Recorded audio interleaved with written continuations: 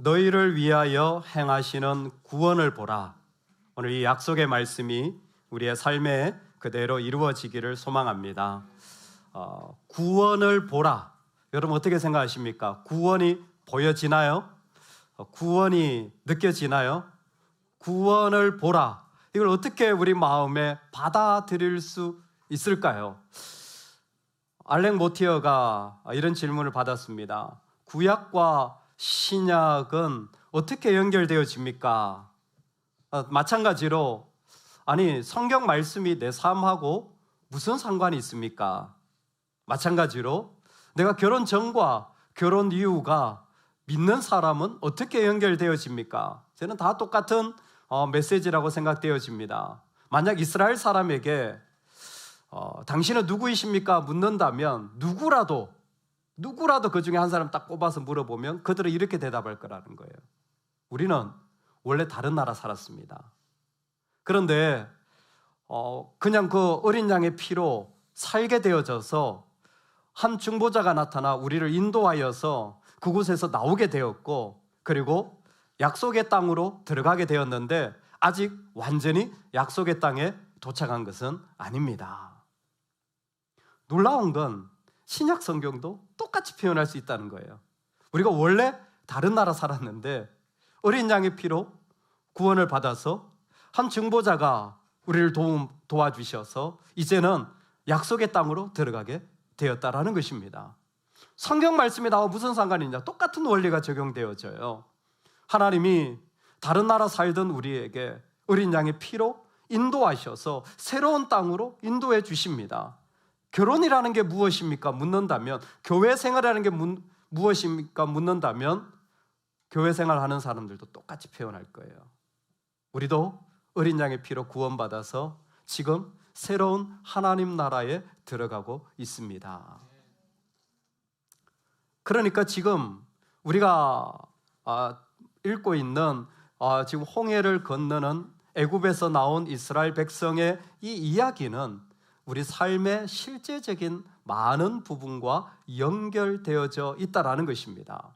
그 부분이 내 삶에 어떻게 구체적으로 연결되어져 있는지, 그리고 그것이 어떤 모습으로 드러나는지를 오늘 같이 나누고 싶습니다. 지금 이스라엘 백성은 그들의 삶의 자리 애굽에서 나와서 모세의 인도를 받아서 바알스본 맞은편에 자리하고 있게 되어졌습니다. 갑작스럽게 하나님께서 방향을 돌이켰는데 남동쪽으로 가던 사람을 북동쪽으로 올려서 그들이 지금 거하고 있는 것은 전혀 생각하지 못한 자리, 특별히 어려운 것은 무엇이냐면 바로의 말들과 병거들과 마병이 바로 뒤에까지 쫓아오게 된 상황. 그래서 눈을 들어서 돌아보니까 애굽 사람들이 바로 뒤에까지 이르러서 자기도 모르게 원망과 불평이 나오는 거죠. 매장지가 없어 우리를 이끌어내어 여기 광야에서 죽게 하느냐라는 것입니다. 이와 같은 마음들이 있을 때 너희를 위하여 행하시는 구원을 보라 라는 말씀이 선포되어지는 거예요. 너희를 위하여 행하시는 구원을 보라. 제가 이렇게 답답하고 어려운 상황인데 아니 어떻게 구원이 이루어집니까? 묻는다면 첫 번째, 구원의 모습은 하나님께서 우리가 살아가는 어떤 자리들에서 우리를 빠져나오게 하는 것이 구원이라는 겁니다. 구원이라는 표현을 출애굽기에서는 우리가 살아가는 어떤 모습 속에서 그것을 그대로 빠져나오게 하여서 건져내는 것을 구원이라고 말하는 것입니다. 그러므로 이스라엘 자손에게 말하기를 나는 여호와라, 내가 애굽 사람의 무거운 짐 밑에서 너희를 빼내며 그들의 노역에서 너희를 건지며 편팔과 여러 큰 심판들로서 너희를 속량하여 너희를 빼내며 너희를 건지며 그리고 너희를 속량하겠다라는 것입니다. 여러분, 우리가 구원이라는 것을 오늘 말씀에서 보는 게 참 흥미롭고 놀라운 게 무엇이냐면 일반적으로 우리가 구원 그러면 내가 죄에서 사함을 받게 되어지는 모습을 구원이라고 말합니다. 근데 똑같은 말이 출애굽기에서는 내 자신의 죄로부터의 구원일 뿐만이 아니라 지금 구원은 빠져나오는 것은 무엇이냐면 다른 사람의 모습에서부터 나오는 거예요. 애굽 군대로부터 그들이 빠져나오는 것을 구원이라고 표현한 겁니다. 우리의 구원 속에 그냥 단순히 나만 구원받는 것으로 생각한다면 출애굽기는 이렇게 말할 수 있는 거죠. 네가 관계하는 모든 사람들, 아니 그들이 저지른 죄로부터도 너는 건져 나올 수 있다. 할렐루야. 하나님께서 지금 하시는 일들이 무엇이냐면 우리를 그 상황에서 건져내셔서 하나님은 계획하시는 거예요. 여호와께서 오늘 너희를 위하여 행하시는 구원을 보라. 그리고 성취하시는 겁니다. 여호와께서 너희를 위하여 싸우시리니. 하나님의 구원은 이 사람들과의 관계 속에서 나와는 전혀 같이 있을 수 없는 삶의 자리들 속에서 우리를 빠져나오게 하시는 구원. 그 자리에도 하나님은 함께 하셔서 구원하시는 여호와는 내가 애굽 군대와 내가 상상할 수 없는 사람들과 같이 있다고 할지라도 그 자리는 누가 계시냐면 하나님이 동행하고 계시다라는 겁니다. 구원이라고 하는 것을 여러분 이런 각도로 보면 너무 어마어마합니다. 내가 누군가를 만날 때 그 자리에 누가 같이 계시냐면 주님이 동행하고 계시다라는 거예요. 여러분 구원을 보라고 할 때 우리에게 그걸 한번 보라는 거예요. 지금 애국 군대만 보지 말고 애국 군대가 있는 것 속에 내가 너희를 위해 싸우고 너희와 함께하는 그 동행하시는 하나님을 보라는 겁니다. 우리 삶의 구원은 어떤 사람들과의 관계에서 빠져나와 하나님이 함께하여 주시는 자리로 우리를 세워가시는 것이 구원입니다. 여러분 이 구원의 자리가 우리에게 풍성하기를 축복합니다. 아멘. 두 번째, 이 구원의 자리를 우리는 오늘 상황에서 오늘 말씀 가운데 상황을 바꾸어 버림이 구원인 것을 알게 되어집니다. 이스라엘의 눈에는 마병, 병거, 군대와 같은 것들을 정말 볼 수밖에 없는 자신들이 감당할 수 없는 일들이 쫓아오고 있고 당연히 그들 앞에는 역시 내가 어떻게 할 수 없는 상황인 홍해가 그들 가운데 있습니다. 근데 행하시는 구원을 보라라고 하는 것은 이 상황이 하나님의 은혜로 바뀌어지는 것을 구원이라고 표현하는 것입니다. 그래서 이 말씀을 히브리서에서는 믿음으로 저희가 홍해를 육지같이 건넜으나 애굽 사람들은 이것을 시험하다가 빠져 죽었으며 라고 표현한 것입니다. 이스라엘 백성이 홍해를 육지같이 걷는 것, 이것이 구원의 이야기에 너무나 중요한 모습이라는 겁니다. 상황이 달라져서 하나님이 그 상황을 바꾸셔서 그 가운데 그들을 지금 세워가고 계시다라는 겁니다. 여러분 여기에서 놀라운 오늘 본문의 이야기를 하나님이 왜 이런 상황, 어려운 상황을 나에게 두셨나? 하나님 왜 나한테 이런 상황을 있게 하셨나라는 것을 말씀 속에서 우리는 좀 더 구별할 수 있을 것 같습니다. 4절에 보면 내가 바로의 마음을 완악하게 하여, 여기에서 내가는 하나님입니다.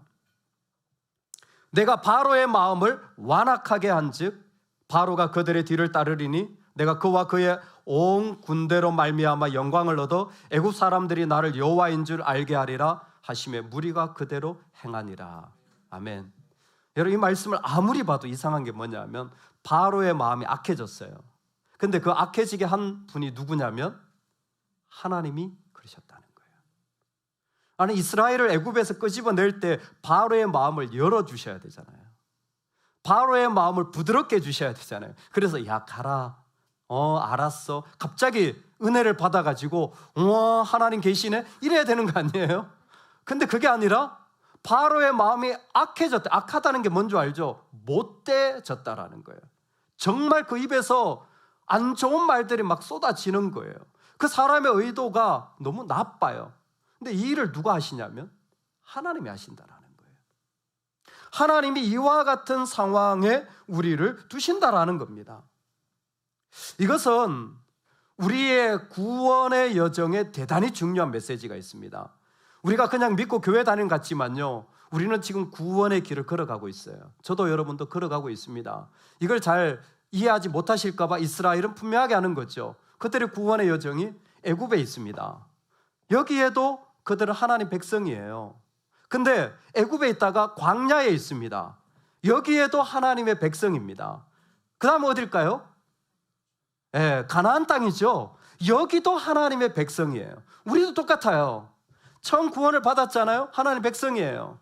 그리고 지금 교회를 다니고 있어요. 하나님의 백성이에요. 천국 가도 하나님의 백성입니다.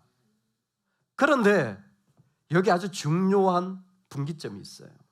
지금 이 부분이 있죠. 그냥 내가 광야로 가는 것 같고 그냥 내가 가나안 땅으로 가는 것 같지만 그 안에 경계 지점이 있는 거예요.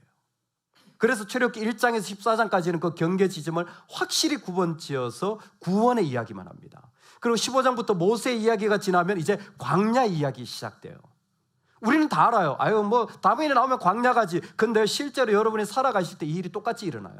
어떤 일이 일어나냐면 내가 내 인생의 경계점을 넘어갈 때, 하나님이 나를 새로운 인생의 경계점에 넘어가게 하실 때 어떤 일을 하시느냐? 바로의 마음을 완악하게 하시는 거예요. 내가 생각하지 않은 일들의 악함 속에 내가 들어가게 되어지는 거예요. 아니 어떻게 저런 일들이 일어날 수 있지? 너무 실망스럽고 마음 아픈 일들이 내 안에 일어나는 거예요. 나는 이해가 안 돼. 그리고 한 번도 본 적도 없는 것들이 나를 막 쫓아오고 있습니다. 여러분, 이때가 하나님의 백성을 지금 구원을 보게 하시는 장면 중에 있다라는 거예요. 그럼 지금 무슨 일이 일어나고 있는 겁니까? 노예 근성을 빼내시기 위하여 바로의 마음을 완악하게 하시는 거예요. 여러분, 더 이상 우리는 애굽의 사람이 아닙니다. 예수님 믿는 걸 잘 모르시는 분들이 계시더라고요. 예수님을 믿는 것은 더 이상 이 땅의 사람이 아니라는 거예요. 예수님을 믿는 건 우리 하늘나라 사람이라는 거예요. 왜? 제 민증 보여드릴까요? 이렇게 주의 사랑, 저의 민증입니다. 하나님의 사랑으로 우리는 하나님 나라 사람이에요. 근데 어떤 분들은 왔다 갔다 하시는 것 같아요. 이 땅의 사람이었다가 하나님의 사람이었다가 또 내일 되면 이 땅의 사람일 확률이 높아지는, 아니라는 거죠. 그 경계 지점을 끊어내는 게 바로의 마음을 완악하게 했다는 이 메시지입니다. 이건 정말 어마어마한 일이에요. 하나님이 왜 이 땅에 공중권세 잡은 자들의 그런 행포와 아직도 베드로 사도를 통해서 우는 사자가 우리를 삼키려고 하는 일들, 아니 나는 감당치 못할 이런 일들이 왜 내 삶에 일어나나? 여러분, 우리가 제일 먼저 봐야 될 건 내 안에 나를 사랑하는 자기애라는 노예 근성입니다. 내가 좋았던 것들이 애굽에 다 있어요. 내가 사랑했던 것들, 내 일이 여기에 다 있습니다. 내 성취가 있어요. 여러분, 여기에 내 자녀가 있어요. 여러분, 여기에 내 명성이 있습니다. 여러분, 여기에 내 애정이 있어요. 여러분, 여기에 내 실력이 있습니다. 여기에 내 돈이 여기 다 있어요. 근데 바로의 마음을 완악하게 함으로 이 모든 내가 사랑했던 것에서 돌이켜진 게 구원인 거예요. 여기에서 빠져나오도록 우리를 하나님이 지금 부르고 계시는 것입니다. 지금 홍해 앞에 있는 상황을 보면서 우리 자신을 자기애라는 과거로부터 단절되어지는 은혜가 우리에게 있기를 주의 이름으로 축원합니다. 구원을 본다는 게 뭐냐? 내가 가는 곳에 하나님은 함께 하시는 거예요. 동시에 우리로 하여금 내가 사랑했던 것들로부터, 내가 이것은 있어야 돼라는 것들로부터 돌아서서 하나님이 이끄시는 땅으로 나아가게 되는 노예 근성에서 벗어나는 삶이 구원인 거예요. 그래서 바로의 마음을 완악하게 하심으로 그 안에 말할 수 없는 어렵고 힘든 일들을 그의 삶의 경험하게 되어지는데 모세는 이때 시편 98편에서 새 노래로 여호와께 찬송하라. 새로운 마음인 거예요. 새로운 마음의 부대로 하나님 앞에 나아가는 거예요. 출애굽기의 하나님은 애굽에 들어갔던 백성을 그곳에서 나오게 하시는 하나님의 모습, 내려갔던 자들을 올라오게 하시는 모습에 대하여 설명하고 싶은 거예요. 지금 하나님은 우리를 이곳에서부터 이제는 건져내어서 하나님이 새로운 모습으로 우리를 인도해 가시는 자리로 초청하시는 것이 구원입니다. 그래서 구원의 백성들은요, 과거에 묶이지 않아요. 과거로부터 돌아섭니다. 그리고 하나님 나를 이끄실 땅을 향하여 소망하며 나아가는 거예요.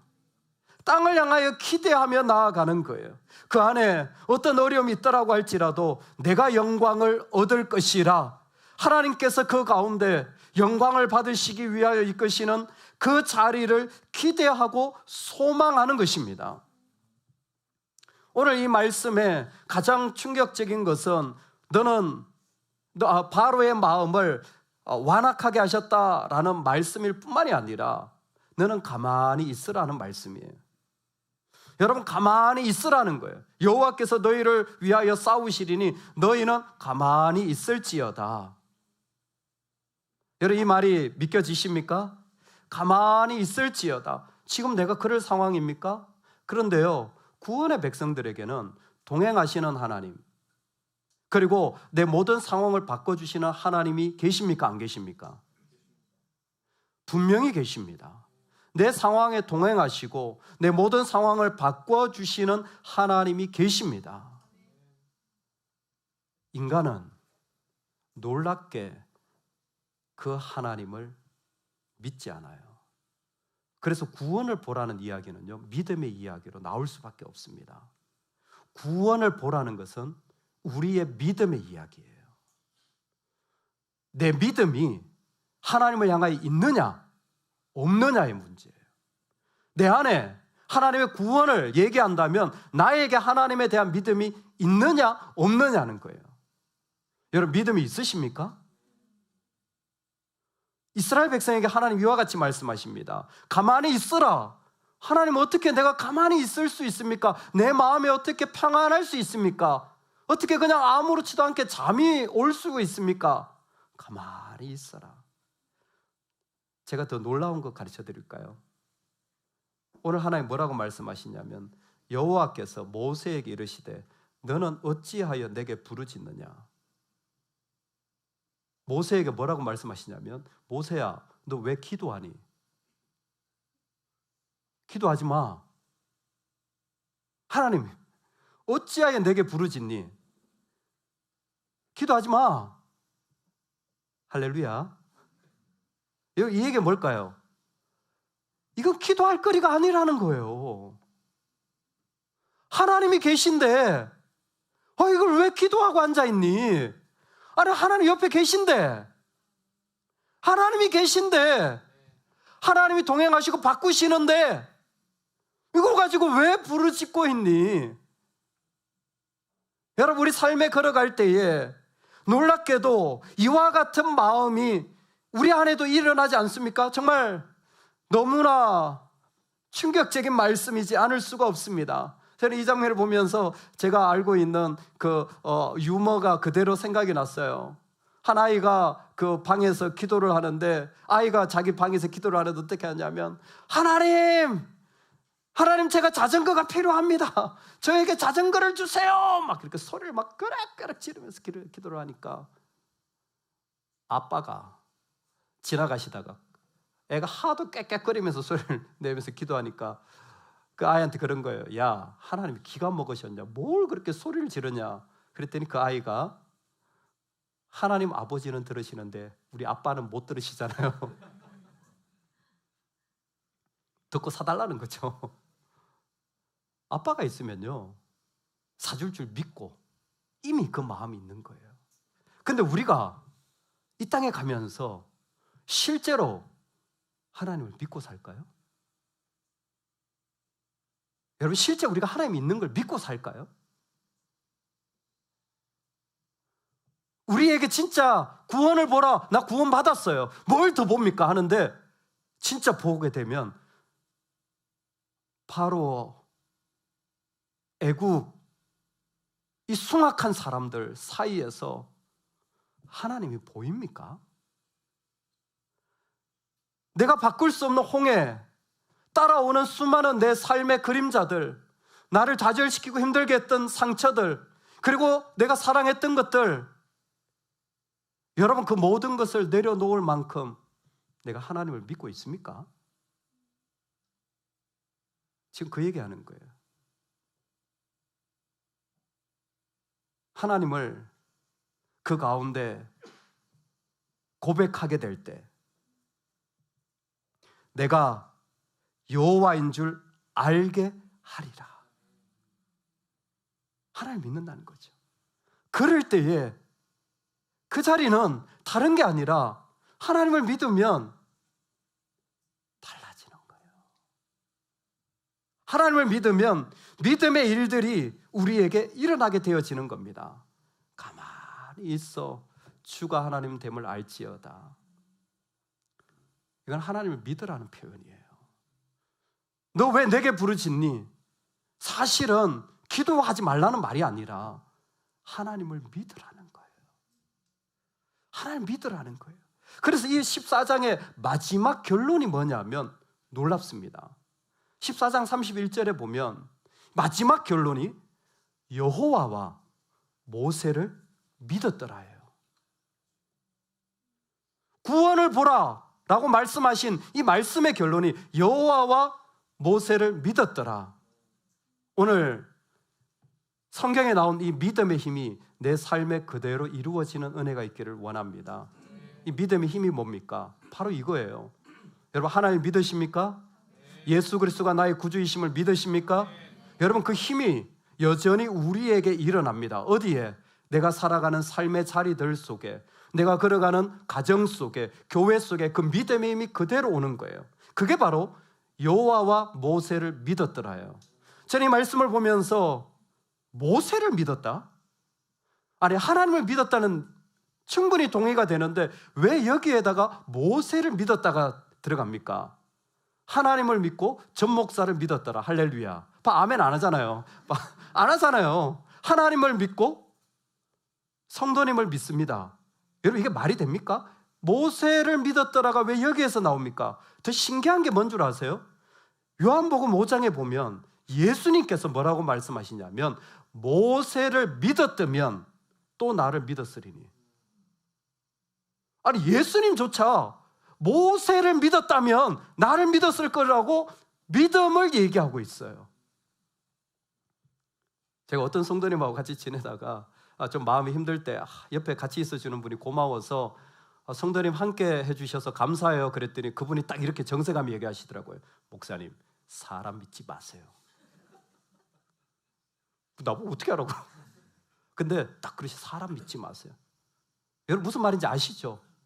왜? 사람 믿다가 많이 아픔을 당하니까.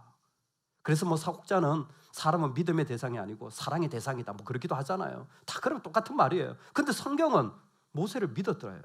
예수님조차도 모세를 믿었으면 나를 믿었으리라. 여러분, 이게 무슨 얘기냐면 우리에게 구원이 일어나잖아요. 구원이 일어나면 그 구원이 우리 가운데 그대로 들어오게 되어집니다. 여러분, 이 말씀을 꼭 기억하시면 좋겠어요. 우리가 믿는 믿음은요, 구원은요, 하나님이 그 충만하심을 우리에게 흘려 보내주신 거예요. 하나님의 충만하심이 우리 가운데 흘려 보내진 게 구원이에요. 그게 에베소서입니다. 에베소서 2장에도 3장에도 끊임없이. 그래서 4장에 가보면요, 어떤 일이 일어나냐면 사람이 주님을 알게 되어지죠. 이걸 들음으로 알게 되죠, 로마서에서. 그래서 듣고 받아들이고 순종합니다. Hearing, receiving, obeying이에요. 이게 같이 일어나요. 이게 믿음이에요. 그냥 뭐 어렵게 생각 안 해도 돼요. 그냥 hearing, receiving, obeying. 근데 그 다음이 뭐냐면 4장에서 calling이에요. 부름받은 자들이에요. 그러니까 믿는 사람은 하나님께 다 부름받았어요. 뭐 목사님만 부름받은 게 아니라 다 하나님이 원하시는 것을 그 마음에 느끼기 시작해요. 그리고 하나님 원하시는 것에 관심을 가져요. 내가 사업을 하지만 어떻게 하나님을 기쁘시게 해드릴까? 내가 가정을 섬기지만 어떻게 하나님 기쁘시게 해드릴까? 이 마음이 자연스럽게 생겨지는 거예요. 근데 이 마음이 어떻게 생겨지냐면 내가 이렇게 해야지가 아니에요. 이게 하나님으로부터 온 거예요. 우리 창세기에서 봤죠? 창세기 어떻게 창조하시느냐? 하나님의 충만함이 이 땅에 섬여진 게 창조예요. 이 땅의 어둠을 어떻게 물리치시냐? 빛 대심이 그 가운데 그냥 흘러나오면 어둠이 없어지는 거예요. 이 땅의 구원이 어떻게 일어나느냐? 하나님의 충만하심이 우리 가운데 들어온 거예요. 그래서 2장 8절 에베소서 너희는 그 은혜를 인하여 믿음으로 말미암아 구원을 받았느니, 즉 하나님의 놀라우심이 우리 가운데 흘러 들어온 겁니다. 이때입니다. 여러분, 하나님이 우리 가운데 오실 때요, 하나님이 우리 안에 계시기 때문에 우리가 하나님의 성전이라고 부르고 우리가 하나님의 자녀라고 부르는 거예요. 그러니까 이 땅에 믿는 사람들은 그 안에 누가 계시냐면 하나님이 계신 거예요. 여러분, 하나님 계십니까? 제가 한 번만 더 여쭤볼게요. 여러분은 하나님으로 꽉 차 계십니까? 아니면 다른 생각과 마음들이 있으십니까? 하나님으로 꽉 차 있는 사람, 그 모습을 자녀라고 부르고 성전이라고 부르는데, 하나님의 마음이 충만하게 흘러 들어온 거예요. 여러분, 하나님은 우리를 어떻게 충만하게 우리를 품어주시는 줄 아세요? 우리의 허물과 죄가 있음에도 불구하고 예수 그리스도의 보혈로 우리를 하나님의 자녀라고 선포하신 거예요. 다른 나라 사람인데 어린 양의 피로 살아서 새로운 날에 가게 된 거예요. 지금 우리한테 일어난 일이 뭐냐면 내 허물을 하나님께서 품어주시고 내 존재를 하나님의 자녀로 인정해 준 거예요. 내가 그 믿음으로 부름받으면 나와 함께 있는 자를 그와 같이 대하는 거예요. 그 사람의 허물을 내가 알아요.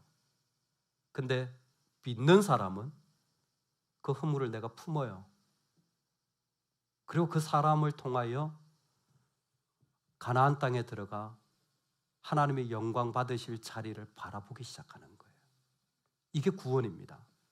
구원받은 사람은 이 땅에 살아갈 때 믿음의 힘이 그대로 있어서, 하나님으로 받은 힘이 그대로 있어서 분명히 잘못한 거 나도 알아요. 근데 그것을 품고 그 존재를 통하여 앞으로 하나님이 받으실 영광을 사모하는 게 믿음이라는 거예요. 그 힘이 우리에게 있다.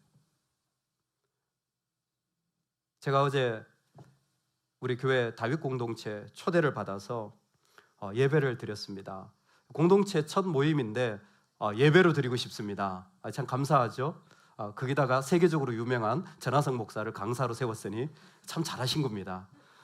그래서 사무실에서 내려와서 바로 옆에 공간에 가서 예배를 인도했는데, 예배를 인도하면서 제가 이렇게 했어요. 오른쪽 옆에 있는 사람을 보시면서 하나님이 기뻐하실 모습을 한 가지씩 얘기해 주세요. 그 사람을 보고 하나님이 기뻐하실 모습을 하나씩 얘기해 주세요. 그랬더니 오른쪽으로 이렇게 쭉쭉쭉 돌아가면서 하는데, 여러분, 하나님이 기뻐하실 모습을 얘기하는 그 분위기는 폭망한 분위기일까요? 따뜻한 분위기일까요? 너무 따뜻한 거예요. 믿음의 사람들이 들어가면 그런 분위기여야 돼요. 여러분의 가정은 폭망한 분위기인가요? 따뜻한 분위기인가요? 여러분이 살아가는 교회는 어떻습니까? 여러분, 믿음이요, 이론이 아닌 거예요. 믿음이 흘러 들어오면 우리는 뭘 보냐면, 알아요, 나도 이 사람의 허물을. 그런데 뭐냐면 그 사람을 통해 받으실 영광을 바라보는 거예요.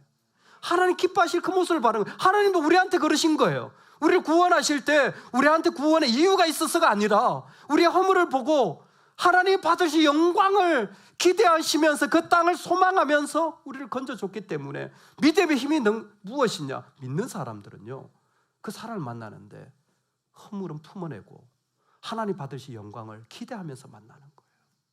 공부도 못하고 사고도 치고 알아요. 근데 그 모습 속에서도 믿음이 있는 사람은 하나님 받으실 모습을 선포하는 거예요. 그때에 이 땅에 하나님의 나라와 아름다움이 이루어지는 것입니다. 여러분, 믿음의 힘이 이겁니다. 구원을 보라. 구원을 도대체 어떻게 봅니까? 근데 예나 지금이나 똑같아요. 다른 나라 사람인데 어린 양의 피로 살게 되어져서 중보자 예수 그리스도가 오셔서 우리를 새로운 땅으로 인도하고 계십니다. 난 그런 사람입니다.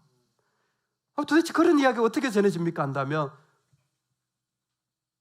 홍해 스토리를 통하여 이스라엘은 배웠어요. 동행하시는구나. 이 악한 자와 같이 있을 때 이건 내가 저지른 죄가 아니잖아요. 이건 내가 원했던 삶이 아니잖아요. 나한테 부어졌잖아요. 근데도 뭐예요? 하나님 그 속에서 건져내시는 거예요. 할렐루야. 여러분, 이 땅으로부터 받은 것으로 삶이 전부라고 생각하지 마십시오. 주님이 건져내십니다. 그 자리에 동행하십니다. 내 삶의 자리에 하나님이 선포하시는 거예요. 바로의 마음을 완악하게 하여서 상황을 바꿀 수 없는 일들을 그 가운데 할 때 하나님 어떻게 이런 일들이 내 안에 있습니까? 우리는 과거로부터 결별하고 더 이상 내가 사랑했던 곳에서 돌이켜 하나님이 약속할 땅으로 가는 소망의 사람들로 바뀌어진 거예요. 내가 사랑하는 것들만 내려놓으면 주님의 자유하심으로 말미암아 기쁨을 누려나가게 되는데 그때부터 우리는 하나님의 구원을 믿음의 힘 가운데 경험하게 되어지는 거예요. 우와, 하나님 믿겨집니다. 주님이 내 삶 속에서 행하실 일뿐만 아니라 하나님, 나는 내 아이를 통해 일으키실 일들이 믿겨집니다. 우리 가정을 통해 일으키실 일들이 믿겨집니다. 여러분, 이 사실을 선포하시기 바랍니다. 교회를 통해서, 그리고 우리 서로를 통해서 하나님이 하실 일들을 선포할 수 있는 사람으로 하나님이 우리를 세워주신 것이 믿음입니다. 이 안에는 이 믿음의 힘이 가득하길 원합니다. 이 믿음의 힘이 우리 가운데 충만하여져서 그 영혼을 통하여 하나님의 아름답게 쓰임받고 하나님의 영광 받으실 그 모습에 온 마음이 드려지는 은혜가 있기를 간절히 축원합니다.